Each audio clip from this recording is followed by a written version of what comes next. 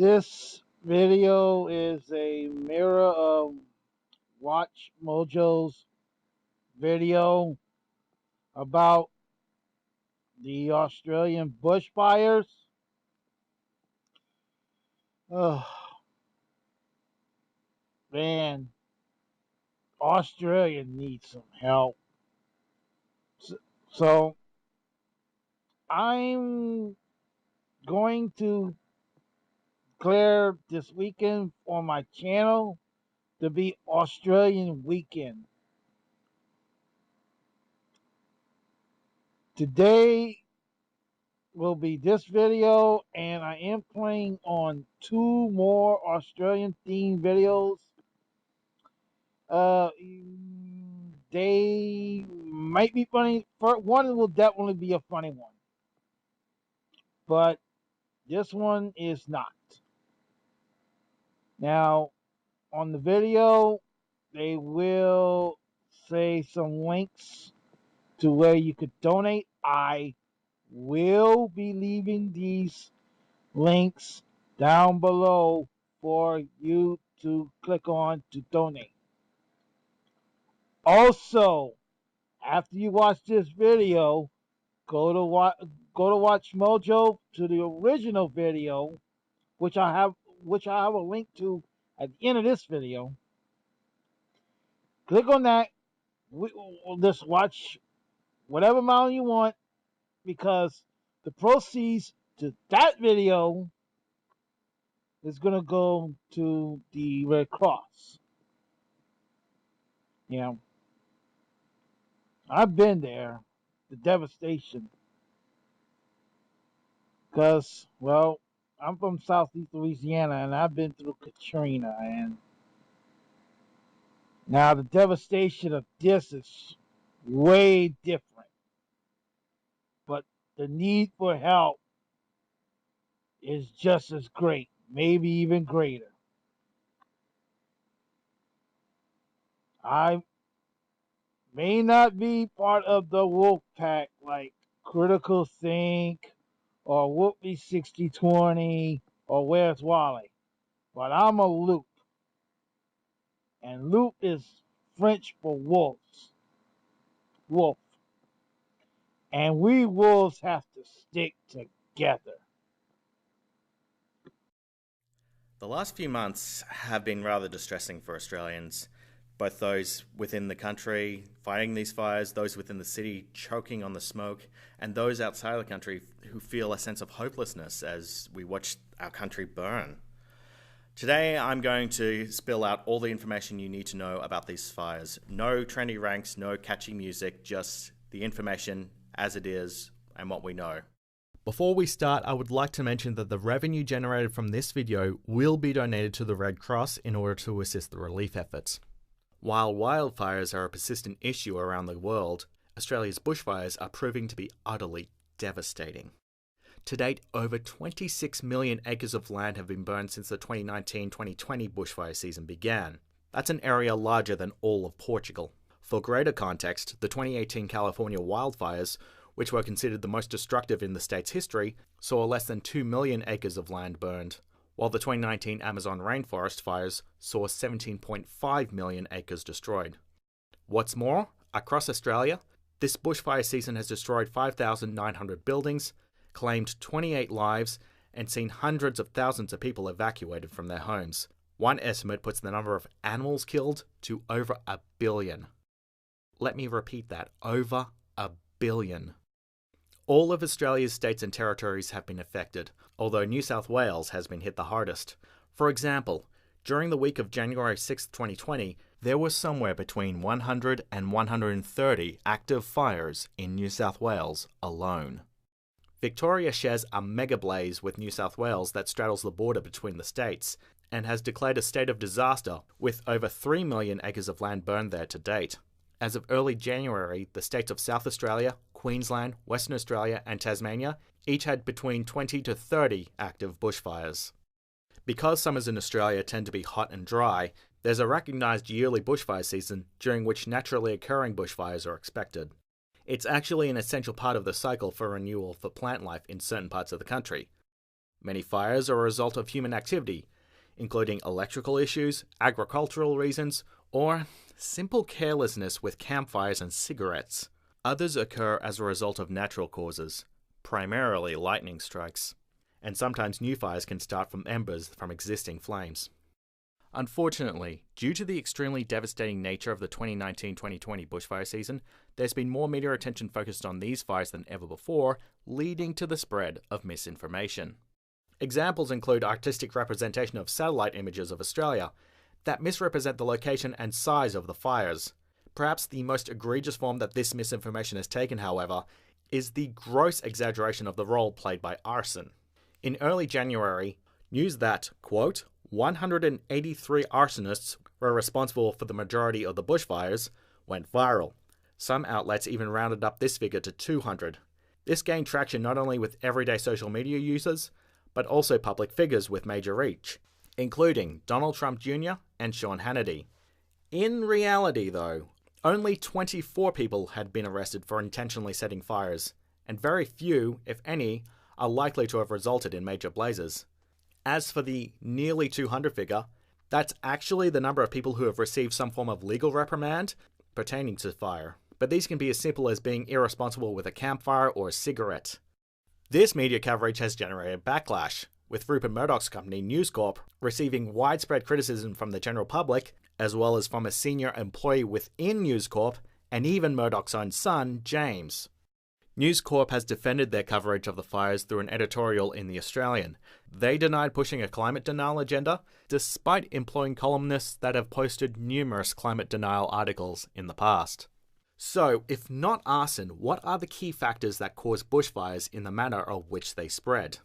Geoscience Australia breaks it down into the following: fuel load, which includes fallen bark, twigs, and leaves; fuel moisture, which is how dry these elements are; wind speed, which affects the spread of the blaze and the amount of oxygen that feeds it; ambient temperature, which is overall heat; relative humidity, the moisture or lack thereof in the air; slope angle, meaning the landscape, given that fires travel faster uphill; and ignition source, which is what started the fire. In a basic sense, the three factors behind bushfires are drought, heat, and strong winds. According to climate scientist Wenju Chai of the CSIRO, which is Australia's national science agency, Australia regularly experiences 2 to 3 year droughts.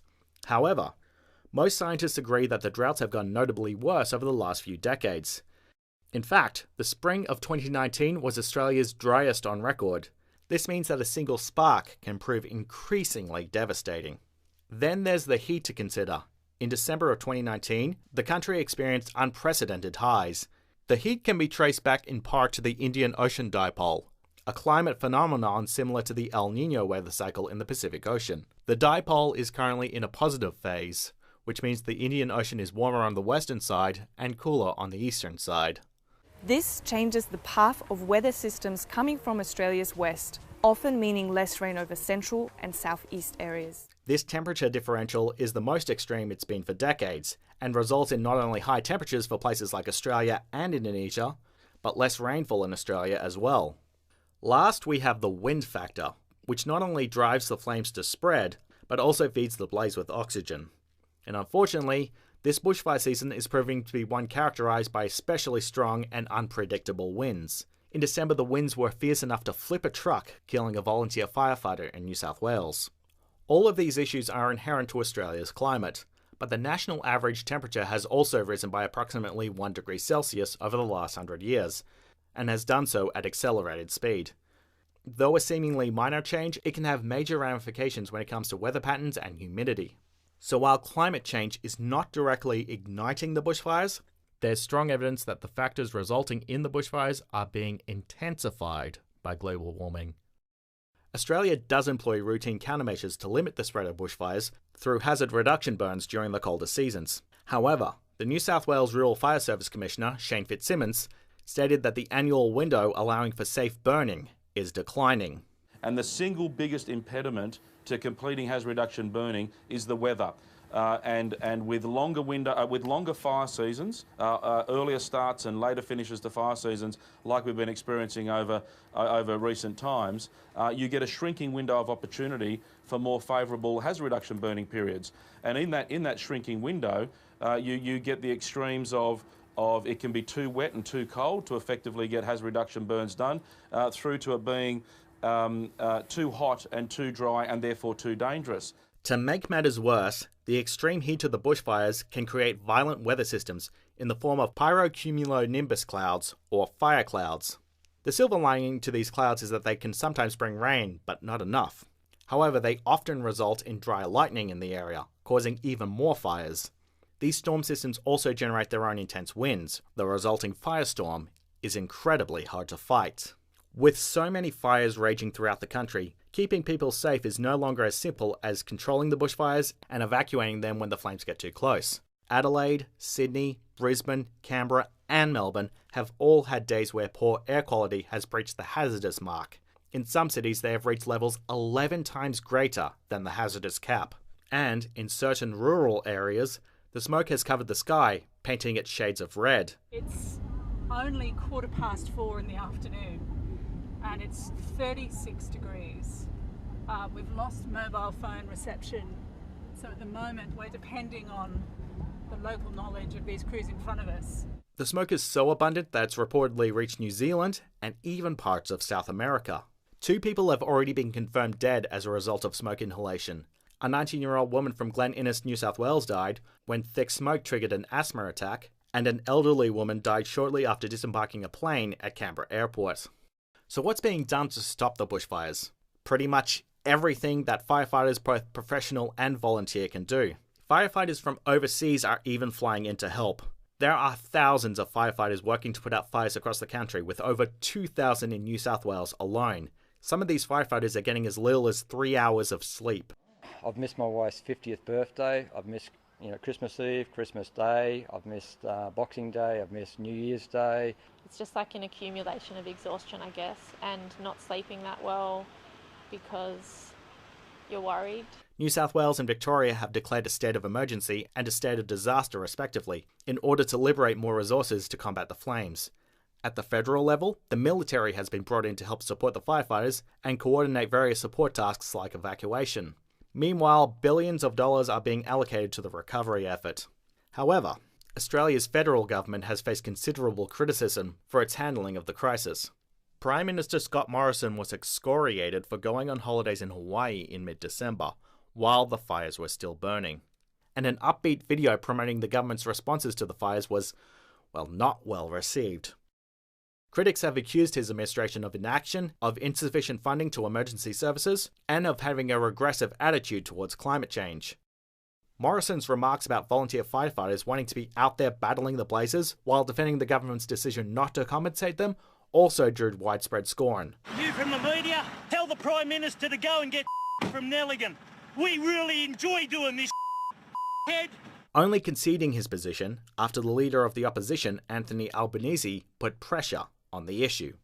As the bushfire season has evolved, so too has the government's position, but the Prime Minister continues to hammer home the message that the bushfire responsibility lies primarily with the individual states and territories.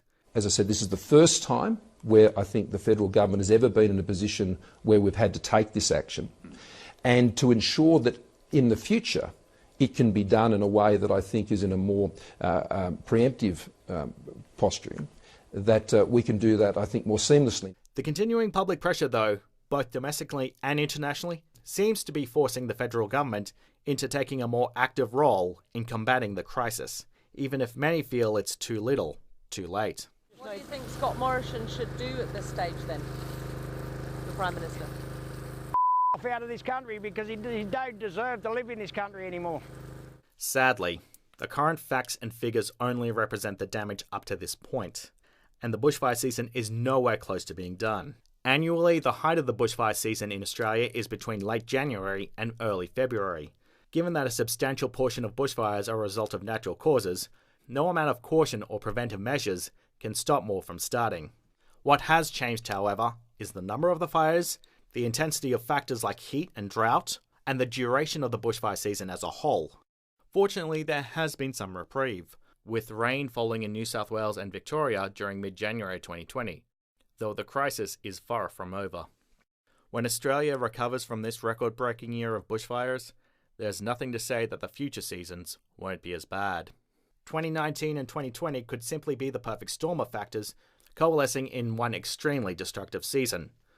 But, looking at years past, the data forms a larger pattern that generally suggests that the bushfire season is getting increasingly worse with every passing year. And, if climate change is in fact to blame, well, consider this yet another major argument in favour of bringing about swift and substantial changes on a global scale. So that's everything you need to know about this ongoing disaster, and yes, it will be getting worse into the next month. There's so many ways you can help out if you do want to help donate funds. Obviously, the firefighting services across the country can use your support. There'll be links down in the description below. There's also humanitarian services such as the Red Cross Australia and the Salvation Army that is helping victims who have lost their homes. The World Wildlife Fund is also accepting donations to support conservation efforts for endangered animals who were hit hard by the fires, while Wildlife Warriors, which was founded by the late Steve Irwin, are treating animals who have been badly injured by the blazes.